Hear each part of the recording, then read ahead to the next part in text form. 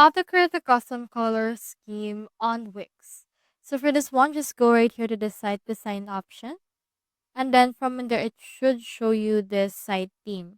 So let's click on this change theme option right here. And we have in here some featured themes as well as their colors that they have integrated within them.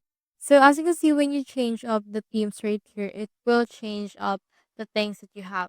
As of right now, our site theme is only in black and white.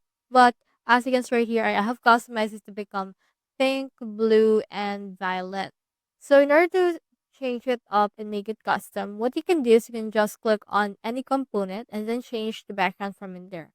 Although you need to do it manually, it's actually really easier since there is no way to do it on the current theme or featured themes that they have. So just head over and click on any element that you want to change the color of, and then it should show you the options for changes from there. So that's how you create a custom color scheme on Wix. Hope you helped.